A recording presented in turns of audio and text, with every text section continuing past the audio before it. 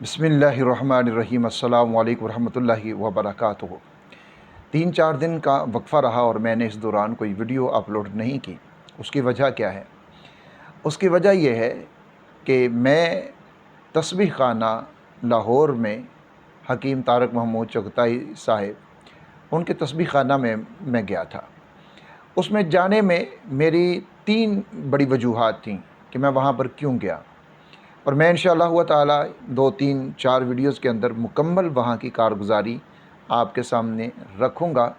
और उन लोगों के लिए मैं ख़ुसूसी तौर के ऊपर जो हकीम साहब के ऊपर एतराज़ात करते हैं, और यहाँ पर मैं सबसे पहली बात ये आपको बता दूँ, हल्फिया तौर के ऊपर मैं उनका मुरीद नहीं हूँ, यानी मैं उनके हाथ पे बैत नहीं हूँ। मैं गैर जानिबदाराना तौर के ऊपर मैं एक तज्ज़िया करना चाहता था, तो इसलिए मैं वहाँ पर गया। 3 वजूहात हैं। पहली तो ये कि मैं गैर जानिबदाराना तौर के ऊपर मैं एक तज्ज़िया कर सकूँ, एक विज़िट कर सकूँ वहाँ का, और मैं देख सकूँ कि जो एतराज़ात उनके ऊपर किए जाते हैं वो एतराज़ात कितने सही और कितने गलत हैं। दूसरी चीज़ ये कि हिज़्बुल बहर का मौका था और उसकी ज़कात निकाली जाती है 6, 7 और 8 सफ़र को, तो वो भी मैं निकालना चाहता था, तो मैं फिर उस सिलसिले में। और तीसरी चीज़ ये कि मैं गैर जानिबदाराना तौर के ऊपर तमाम तर हक़ाइक़ को जो मैं आँखों से देखूँ, आँखों देखा हाल जो है वो मैं लोगों तक पहुँचा सकूँ। ये 3 बड़ी वजूहात थीं जिस वजह से मैं वहाँ पर गया। तो आज पहली वीडियो जो मैं शुरू कर रहा हूँ इसमें कि मैं सफ़र के ऊपर जब रवाना हुआ, मेरे साथ कौन था, और फिर वहाँ पर पहुँचे और हमारा पहला दिन कैसा गुज़रा।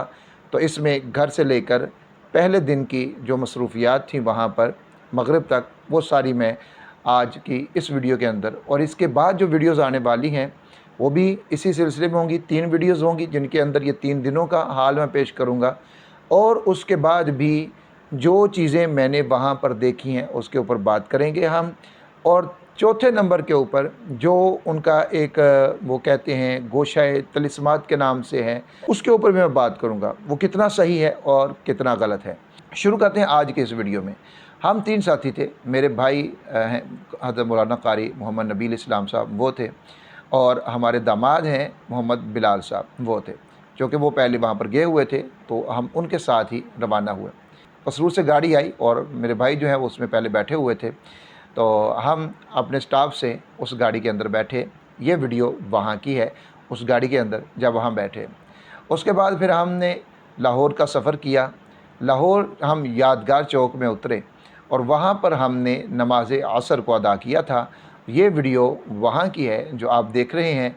यहाँ पर हमने नमाज़ असर को अदा किया, यहाँ मस्जिद थी, और फिर नमाज़ असर को अदा करने के बाद यहाँ से हमने रिक्शा लिया, ऑटो रिक्शा, जिसमें हमने जाना था अपनी अगली मंजिल की तरफ, जो कि है कुर्तबा चौक लाहौर के अंदर। और उसके साथ ही बिल्कुल वहाँ पर ये वहाँ पर तस्बीह खाना है हकीम साहिब का। तो इस रिक्शे में, ऑटो रिक्शे में हम बैठे और हम पहुँचे कुर्तबा चौक। वहाँ पर जब हम पहुँचे तो रिक्शे में जाते हुए गपशप भी हमारी होती रही, और फिर हम पहुँचे जी कुर्तबा चौक। यहाँ पर जब हम उतरे तो रोड के बिल्कुल बाईं तरफ ये जो रास्ता है यही तस्बीह खाने का रास्ता है। यहाँ पर बहुत सारे तजस्सुसात थे मेरे अंदर, और मैं वो सारी चीज़ें आँखों से देखना चाहता था, और मैं समझना चाहता था कि जो हकीम साहब के ऊपर एतराज़ात किए जाते हैं वो कहाँ तक सही हैं और वो कहाँ तक गलत हैं, और क्या वाक़तन यहाँ पर जो लोग आ रहे हैं वो गुमराह हो रहे हैं, या हकीम साहब को एक फ़ितना है, या यहाँ पर क्या है, हकीकत में है क्या। तो क्योंकि जो अक़ीदतमंद होता है या जो मुरीद होता है किसी का भी, तो वो अपने पीर की होने वाली गलतियों को भी नज़रअंदाज कर देता है, और वो बस यही सोचता है कि ये मेरे पीर व मुर्शिद हैं, तो इनके साथ जो मेरी बात है बस वही है, मैंने उससे ज़्यादा कुछ नहीं सोचना। ये यकीनन एक मुरीद के अपने जज्बात होते हैं और वो अपने पीर के बारे में यही एहसासात रखता है। मैं चूँकि उनका मुरीद नहीं था, ना पहले ना अभी भी मैंने उनकी बात नहीं की, तो इसलिए मेरे जो जज्बात थे या मेरे जो तासरात थे, मेरे जो एहसासात थे, वो उससे बहुत ज़्यादा हट कर थे, क्योंकि मैं बहुत सारी चीज़ों को आँखों से देखना और समझना चाहता था پھر ہم یہاں سے تسبیح خانے میں داخل ہوتے ہیں۔ سب سے پہلے جو استقبالیہ ہے وہاں پر جتنے بھی لوگ آ رہے ہیں، نئے لوگ آ رہے ہیں، وہاں پر ان کے جو شناختی کارڈ ہیں وہ وہاں پر سکین کیے جاتے ہیں۔ تو اسی طرح ہمارے شناختی کارڈ بھی وہاں پر سکین کیے گئے، اور اس کے بعد جب ہم اندر داخل ہوتے ہیں تو وہاں دائیں طرف ایک ہال آ جاتا ہے، حسینی ہال جس کا نام ہے، اور پھر بیسمنٹ میں بھی ایک ہال ہے، لیکن ہمیں جانا تھا اوپر کی طرف۔ سیڑھیوں سے چڑھتے ہوئے ہم یہاں پہنچے اوپر والے ہال میں، جس ہال کا نام قاسم ہال ہے۔ تو ہمارا قیام یہیں پر اسی ہال میں ہونا تھا۔ تو یہاں ہم نے اپنے بیگز جو ہیں وہاں یہاں پر رکھے، اور پھر ہم یہاں پر بیٹھے۔ یہ مغرب سے تھوڑی دیر پہلے ہم یہاں پر پہنچے تھے۔ اس کے بعد یہاں پر ہم نے پانی وغیرہ پیا، اور پھر نماز مغرب کو ہم نے یہاں پر ادا کیا۔ بہت سارے لوگ یہاں پر آ چکے تھے، یہ آپ دیکھ رہے ہیں ہال سارے کا سارا تقریباً بھر چکا تھا، اور نیچے والے ہال جتنے بھی تھے، دو ہال جو میں نے دیکھا ہے، دو ہال نیچے بھی ہیں، ایک بیسمنٹ میں ہے اور دوسرا جو ہے ایک اوپر حسینی ہال ہے، تو وہ ہال بھی بھر چکے تھے۔ لیکن اس کے بعد بھی لوگوں کے آنے کا سلسلہ وہ جاری رہا، اس کے بعد بھی لوگ یہاں پر آ رہے تھے۔ ہم نماز مغرب کے بعد وہاں پر بیٹھے رہے اور تھوڑی بات چیت بھی کی، اور پھر ہم تھوڑی دیر کے لیے باہر بھی نکلے، یہاں سے ہم نے ناشپاتی کھائی۔ یہاں پر پھر نماز مغرب کے بعد تقریباً 8 بجے کے قریب حضرت حکیم صاحب یہاں پر تشریف لائے، اور ان کا بیان ہوا۔ انہوں نے حزب البحر کے بارے میں بتایا کہ آپ نے کس طرح سے عمل کرنا ہے، اور جو تحائف کا وعدہ تھا حکیم صاحب کا، انہوں نے ان کے بارے میں بھی ہمیں بتایا، اور وہ یہ تھا کہ تعداد بہت زیادہ آ گئی ہے لوگوں کی، لیکن جو ان کے انتظامات تھے وہ کم تعداد کے لیے تھے، تو اس لیے خواتین کے لیے بھی تھا، لیکن وہ بالکل ہی علیحدہ بلڈنگ ہے، جس کا یہاں پر مردوں والی بلڈنگ کے ساتھ کسی طرح کا بھی کوئی تعلق نہیں تھا۔ تو انہوں نے کہا کہ وہ ہم نے جتنے تحائف تھے وہ ہم نے دے دیے اب خواتین کو، یعنی 500 سے اوپر جو ہیں وہ خواتین تھی، ان کو ہم نے دے دیے ہیں۔ اب مردوں کے لیے وہ نئے سرے سے ہمیں ساری چیزیں جو ہیں وہ لانی پڑیں گی، اور کچھ چیزیں تھیں بھی، لیکن ایک اسپیشل جو ہے وہ کٹورا اسٹیل کا تیار کروایا تھا حکیم صاحب نے، تو وہ چونکہ کم ہو گئے تھے تو انہوں نے کہا وہ بھی تیار ہوں گے، اور وہ اس دن تھا بھی اتوار، تو انہوں نے کہا وہ اب تیار نہیں ہوئے تو اس لیے جو ہے وہ آپ کو نہیں مل رہے۔ بہرحال ان کا بیان ہوا وہاں پر، پھر نماز عشاء ہوئی۔ نماز عشاء کے بعد ہمیں کہا گیا کہ آپ تسبیح خانہ کی چھت کے اوپر چلے جائیں۔ تو یہ مناظر وہاں کے ہیں۔ جب ہم تسبیح خانہ کی چھت کے اوپر پہنچے تو وہاں پر ہم نے دیکھا کہ پوری چھت کے اوپر دسترخوان لگے ہوئے تھے، اور یہ سارے جتنے بھی لوگ آئے ہوئے تھے اللہ کے ذکر کے لیے، یہ سارے وہاں پر ان دسترخوانوں کے اوپر بیٹھ گئے۔ اب وہاں پر جو خادمین تھے وہ ان کی جو بولی تھی وہ تھی اللہ والو، یعنی کسی کو بلانا ہے کہتے ہیں اللہ والے، کسی کو بولنا ہے آگے چلے جاؤ اللہ والے، کسی کو کوئی چیز دینی ہے کہنا ہے اللہ والے یہ لو، کسی کو کوئی چیز دینی ہے بولنا اللہ والے یہ مجھے دے دو، یا اللہ والو یہ چیز لا دو۔